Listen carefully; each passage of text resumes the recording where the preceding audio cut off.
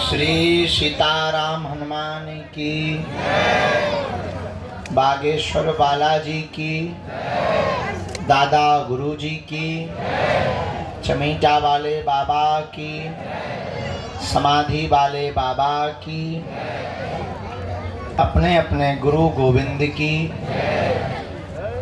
भगवान श्री बालाजी महाराज के इस पावन प्रांगण में सन्यासी बाबा की सन्निधि को अनुभव करते हुए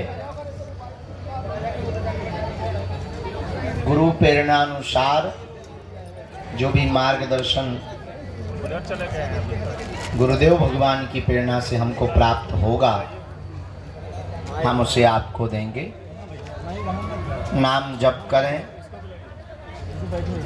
मन ही मन सन्यासी बाबा और अपने माता पिता और बागेश्वर बालाजी को प्रणाम करें। देर सवेर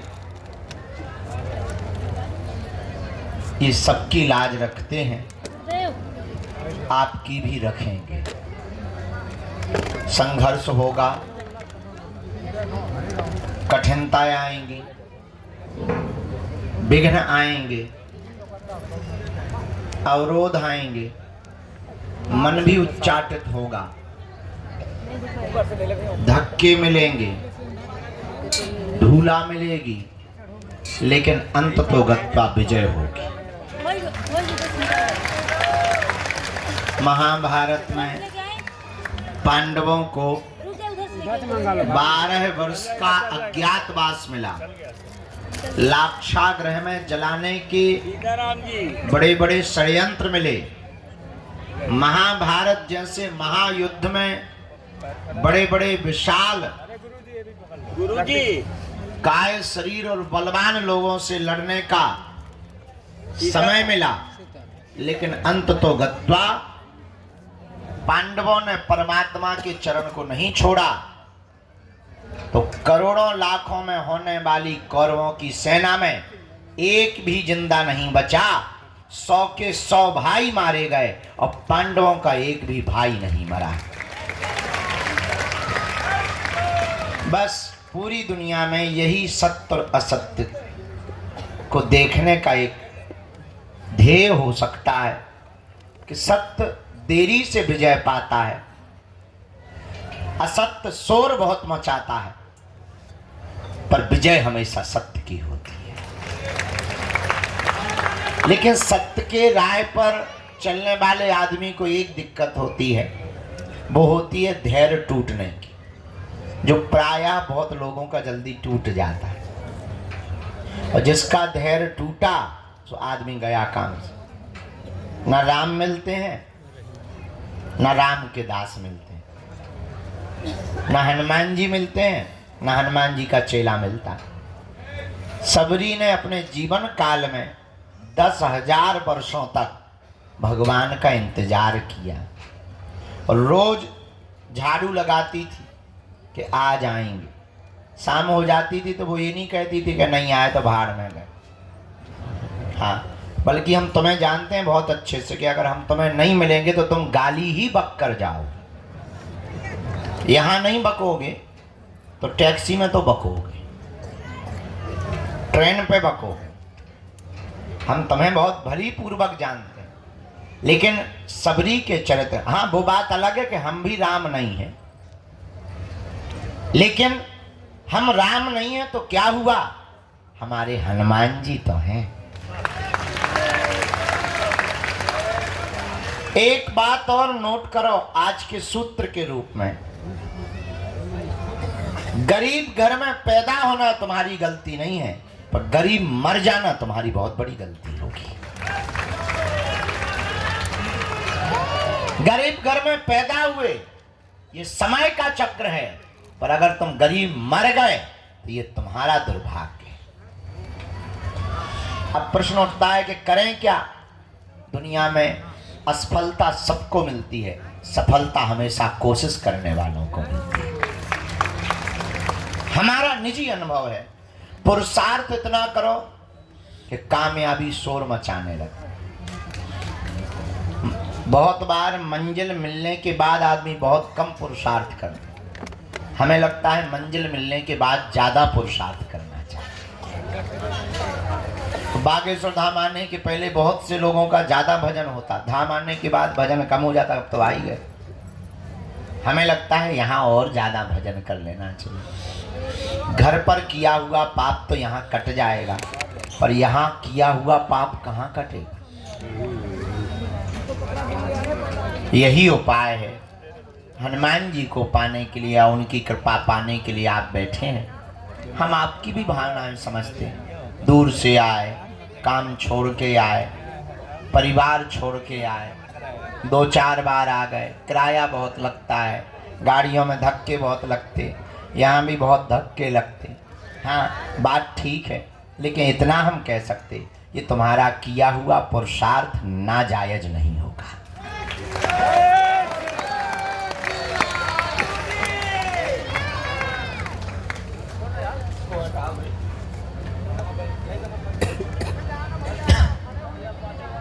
अभी नहीं है। खेत में पड़ा हुआ बीज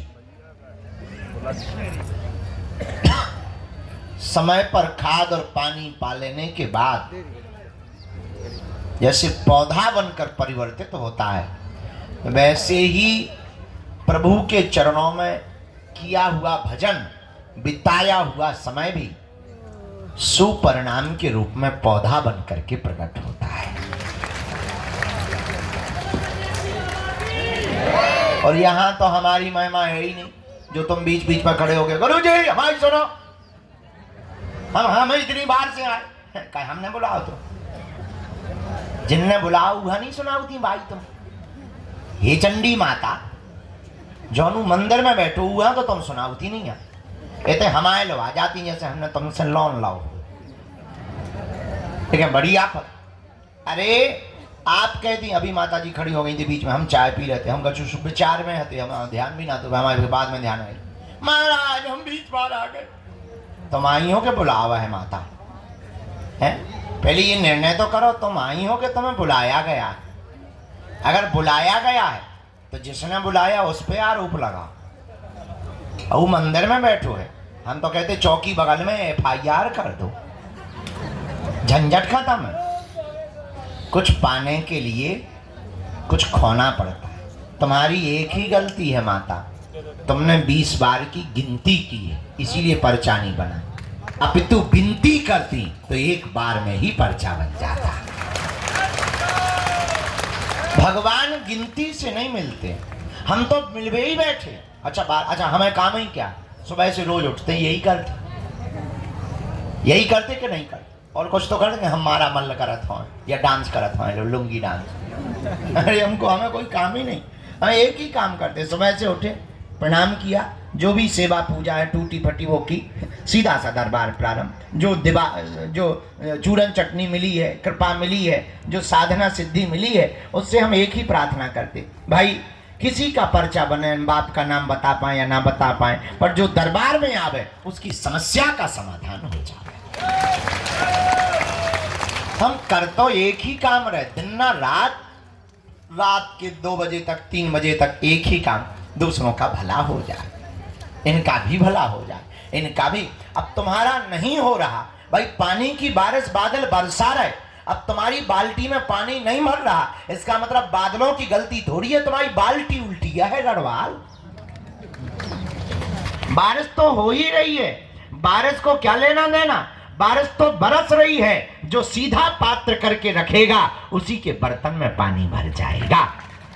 वैसे ही हनुमान जी की कृपा बरस रही है, तुमसे विद्रोह नहीं है हनुमान जी का, पर तुम पे क्यों नहीं हो रही? कुछ ना कुछ तो फ्यूज गड़बड़ है, उस फ्यूज को सुधारना है, समझना है। वो सुधारा कैसे जा सकता? हनुमान जी के भजन से। अब जी काली माता खड़ी है, हनुमान जी के भजन से। थोड़ी देर चुप रहना, आप जी बोलेंगी थोड़ी देर में। हाँ, क्या होगा माता? भगवान का भजन करना। देख लो, हमने कहा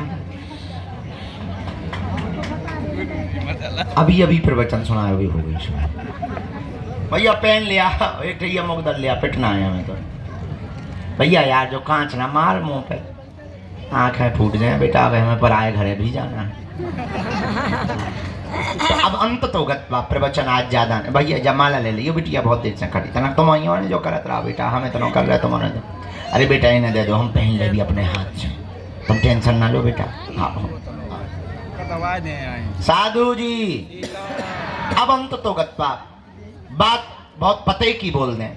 क्या तुम हनुमान जी की कृपा पाना चाहते हो? क्या तुम चाहते हो कि तुम्हें भटकना ना पड़े? क्या तुम चाहते हो कि तुम्हारी कोई मजाक ना बनाए? क्या तुम चाहते हो कि तुम्हें भी हनुमान जी की शक्तियों का अनुभव हो? क्या तुम चाहते हो कि तुम पर भी बालाजी की कृपा हो जैसी हम पर है? क्या तुम भी अपने पर ऐसी चाहते? हाँ या ना? जोर से बोलो, और जोर से बोलो। उठो, खड़े हो, चढ़ जाओ मंदिर। खत्म हो जाए, उठाई चढ़ जाओ, बैठ जाओ, यही मजाक था।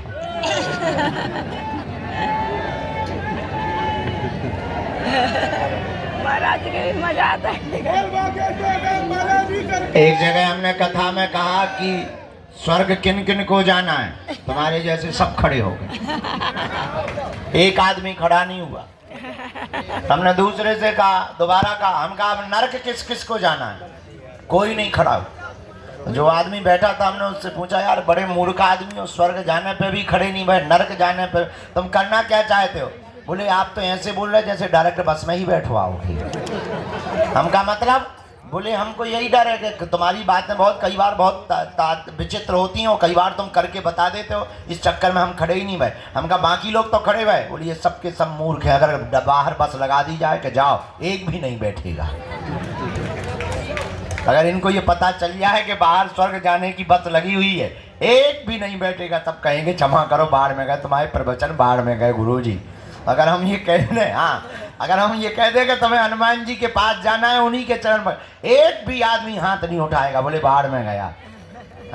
अगर हनुमान जी को ही पाना तो तुम इतने क्या कर रहे हो? अंत तो गत्वा बात बहुत पते की हम ये बोलना चाहते, हमारे चक्कर को छोड़ो, हम जिनके चक्कर में पड़े ऐसे बागेश्वर बालाजी के चक्कर में पड़ो।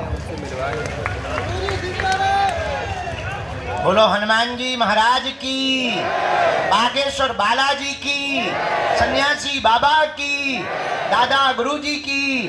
नमः पार्वती पते हर हर। साधु जी, साधु जी। तो जीवन भर के लिए कौन कौन हनुमान जी से जुड़ना चाहता? ठीक है, हाथ नीचे कर लो, पीटने के काम आएंगे। पहली शर्त, लहसुन प्याज मांस मंदरा बंद करना है। दूसरी शर्त, महीने में एक बार या 2 महीने में 3 महीने में शनिवार या मंगलवार की पेशी शुरू कर देना। तीसरी शर्त, बालाजी के सामने जाकर कहना, प्रभु बहुत भटक लिया, बहुत धक्के खा लिए, बहुत रो लिया, बहुत इंतजार कर लिया, हमने बहुत हंसी उड़वा ली, अब एक काम करो, आज से तुम हमारे और हम तुम्हारे। बस इतना प्रयोग करके देखो। हाँ लेकिन शर्त ये है कि जुड़ना तो फिर मुड़ना नहीं। थोड़ा देर लगेगी, परिणाम बहुत प्यारा निकलेगा। हमारे जीवन में तो बहुत अच्छा परिणाम निकला, तुम्हारे जीवन में भी निकल, ये हमारा अनुभव है, तुम पर थोप नहीं रहे, चाहो तो पा सकते हो। इसलिए हनुमान जी के चरणों को पकड़ो। बीज मंत्र 3 कल बताई थे, आज फिर बता देते हैं। ओम बागेश्वराय, ओम हम हनुमते, ओम सन्यासी देवाय। ये 3 बीज मंत्र प्रतिदिन एक एक माला बागेश्वर बालाजी का विग्रह रख करके जो भी साधक करेगा, पेशी करेगा, बिना पर्चा बने ही अर्जी स्वीकार। और शक्तियों का, दरबार का जो भी अनुभव करना चाहे। अच्छा इसका मतलब ये नहीं कि तुम खुद दरबार लगा पाओगे, पर इतना है अपनी विपत्तियों का आभास तुम स्वयं कर पाओगे। आगामी सूचना सबको पता ही है। अभी हम 24 तारीख तक तुम्हारे यहीं पर प्राण खाएंगे, और 24 के बाद दीपावली है और कथा के लिए जाएंगे भीलवाड़ा राजस्थान, और फिर आ जाएंगे हम 12-13 तारीख को। 3 दिन की यहाँ पर परम पूज्य श्री ज्ञानानंद जी गीता मनीषी जी महाराज जी की यहाँ कथा है। और इसके बाद 21 तारीख से 29 तारीख तक हम भारत के हिंदुओं को एक करने के लिए और भारत में क्रांति लाने के लिए, भारत को भव्य बनाने के लिए, जात पात ऊंच नीच भेदभाव छुआछूत को मिटाने के लिए 160 किलोमीटर की पदयात्रा को करेंगे। और इस पदयात्रा से भारत के खिलाफ रचने वाले जितने षड्यंत्रकारी विधर्मी ताकतें हैं, उन ताकतों को हल्ला बोलकर निशाना करेंगे कि हिंदू भी किसी से कम नहीं है। अब ये डरने वाला हिंदू नहीं है, ये तुम्हारी भपकी से भगने वाला नहीं है। अब ये वो हिंदू है कि तुम्हारे ही मकान को छुड़वा देगा। तो उस पद यात्रा का रजिस्ट्रेशन ऑनलाइन है। सभी जानकारी कार्यालय से लेना, सूचना भी कार्यालय से लेना। जिन्हें बुलाए उन्हीं को आना है। 2 या 3 प्रश्न प्रमुख रूप से करना है। जहाँ ना समझ में आए आप टोकना है। आज आगे को लोगों आँखन में माछी सी लग रही, जैसे हमारे गुड़ लगो हो पिसुआ। हाँ सही कह रहे हैं, पिसुआ है, छोटे छोटे होते हैं ना। वो जो ही कह रहे हैं कि आंखें बंद करके सो जाओ।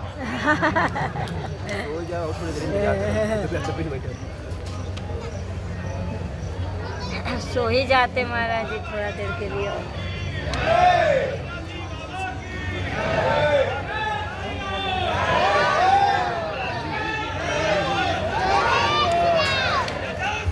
यहाँ चेक करो, टोकन नंबर वाले भर बैठाना है, बाकी सबको बाहर या भीतर।